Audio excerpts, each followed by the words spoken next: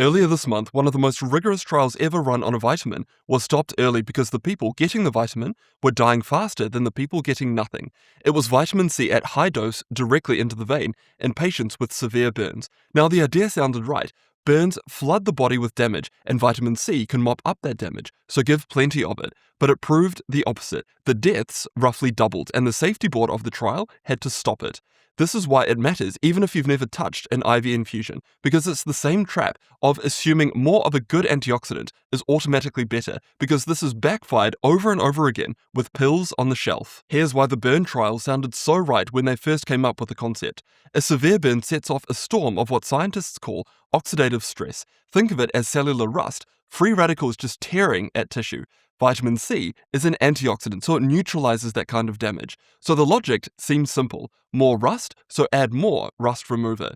The doses tell you how far past normal that they went. 50 milligrams per kilogram every 6 hours for 4 days. For a typical adult, that works out to be roughly 14 to 16 grams of vitamin C a day, delivered straight into the bloodstream. So compare that with the 75 to 90 milligrams most adults need in an entire day. So this was not a nutritional supplementation, it was a pharmacologic flood, and that flood backfired. The main result: deaths or lasting organ failure went the wrong way. Now, I do want to be careful with that death number because the trial was stopped early with relatively few deaths, so the exact size is uncertain. But every way that they looked at the data, it pointed in the same way, roughly a doubling, and that's why the oversight board pulled the plug. And this trial is not a one-off. The exact same dose of intravenous vitamin C had been tested 4 years earlier in a completely different group of critically ill patients, so people with sepsis, and it did the same thing, a higher rate of death or organ failure, 44.5% compared to 38.5%.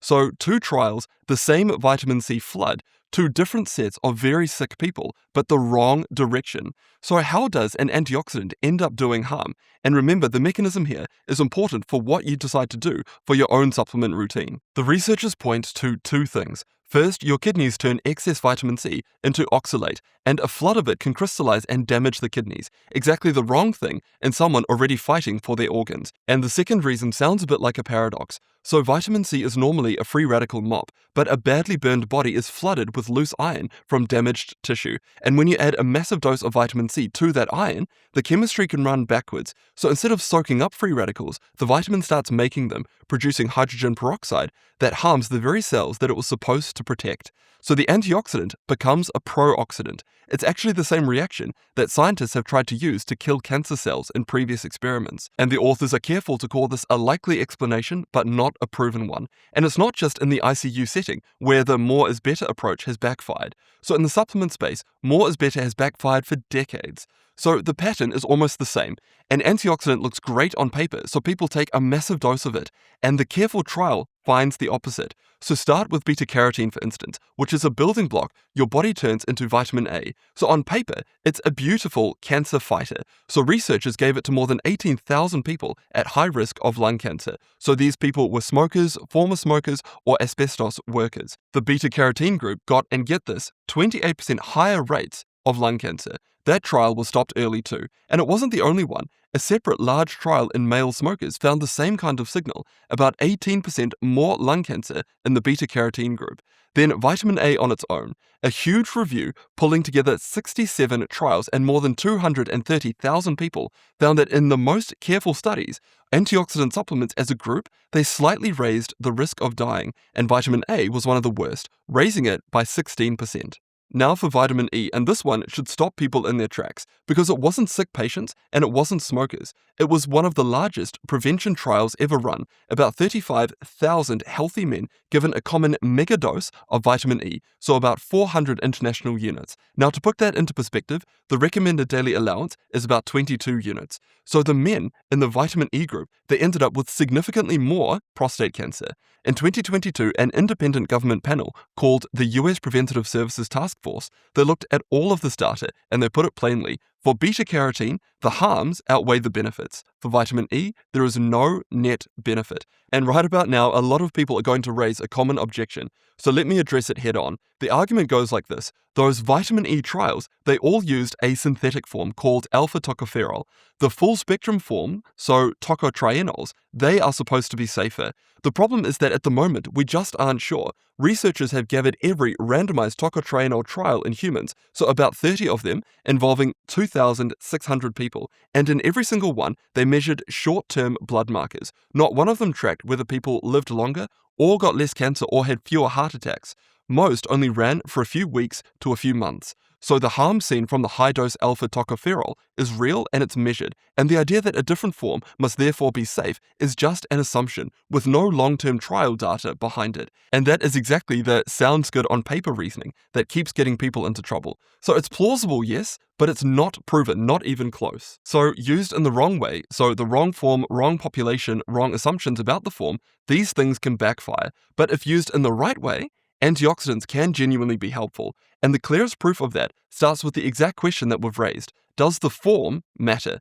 Yes, it does, and the best example in all of medicine starts with the same villain from a minute ago, beta-carotene. There's a common eye disease called age-related macular degeneration, so it slowly destroys the center of your vision, and for a long time, the only thing that seemed to genuinely slow it down was a specific supplement formula involving vitamins C and E, and then also involving zinc and beta-carotene. And it did work. It cut the risk of the disease getting worse by about a quarter. But there was a problem sitting inside that formula, the beta-carotene, that same building block that in those big trials raised lung cancer in people who'd smoked. So you'd have this strange situation where the treatment saved people's vision, but it contained an ingredient that for the wrong population raised cancer risks. So researchers started to look for an alternative.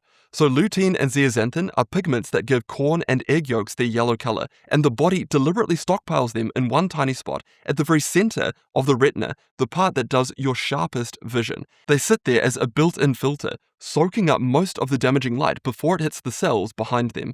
So supplementing with these supplies the eye with what it already uses, instead of trying to feed it a foreign antioxidant. So the researchers built a second trial called AREDS-2, and they asked a direct question. Take beta-carotene out and swap it in for lutein and zeaxanthin and see what happens. This is this whole video in one experiment. It's the real version of the tocotrienol question. Not we assume that a different form is safer, but we actually tested head-to-head with hard outcomes. And here's what they found. First, on safety, lung cancer was about 2% in the people getting the formula with beta-carotene, compared to 0.9% in the people getting it without. But if you take the beta-carotene out, that signal goes away. And the second question is whether this new formula still worked. So in the direct comparison, the lutein and zeaxanthin formula came out at least as good as the old beta-carotene one in terms of slowing the disease down. Slightly better, in fact. So safer and at least as effective. So the whole field switched. Beta-carotene was dropped in favor for lutein and zeaxanthin. And speaking of changes, there's been another one related to antioxidants and exercise, and that's just come in the past year due to new evidence. So if you're young and healthy and you train, taking a big dose of antioxidant vitamins around your workout is a mistake. Regular viewers have heard me cover this in detail. So the short version is that exercise, it produces brief bursts of free radicals, and that burst is a signal that your body needs to adapt. And if you interfere with that signal by giving high-dose vitamins C and E, you blunt the cellular machinery that exercise is trying to build. And it's not just antioxidant supplements that can get in the way of exercise benefits. So metformin, for instance, in people without diabetes can blunt some of the positive effects of exercise. So in a resistance training study, the people on the placebo built more muscle compared to the people on metformin, and resveratrol does the same thing. If you exercise, adding any of these is likely the more isn't better mistake, and for years that made antioxidants look like a blanket bad idea for anyone exercising. But here is where it changed. In older adults, the picture flips. So as we age, the balance tips the other way, where the system tips too much towards oxidative stress rather than too little. And in that group, antioxidant supplements paired with exercise actually beat exercise alone. Now, I do want to be clear here. This is not that older adults should megadose with antioxidants. Instead, it's a clean illustration of this thesis, that the same intervention can have opposite answers depending on who you are. If you're young and exercising, then taking doses of antioxidants above the recommended daily intake is probably not a good idea, but if you're slightly older, that balance has already tipped, and a little bit of antioxidant support can probably help. And just for clarity, this flip is only true for antioxidants, so metformin and resveratrol, they still blunt the positive effects of exercise.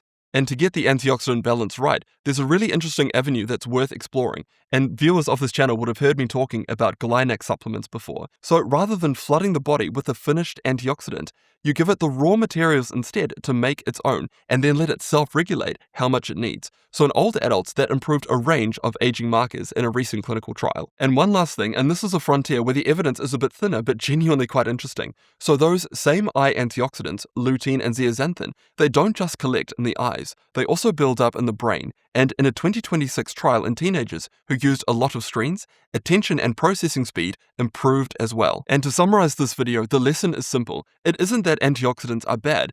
Rather, we have to get the right form at the right dose for the right person, and that beats mega dosing every single time. And this is not just a small point, it's the whole reason why a carefully worked out formula matters more than the instinct just to throw more at the problem. More is better is the thing that keeps backfiring. And here's the practical takeaway. Don't megadose by default. When you see a label boasting hundreds or thousands of % of the recommended daily intakes of different vitamins and minerals, just be very, very cautious. Treat that as a warning sign, not a selling point, and make sure to check out third-party testing resources such as consumerlab.com or labdoor.com. And if you want to go into a bit more detail about how the same antioxidant dose can blunt the positive effects of exercise in a young person, but can actually help in an older person, make sure to check out this next video here, where I go through that latest study.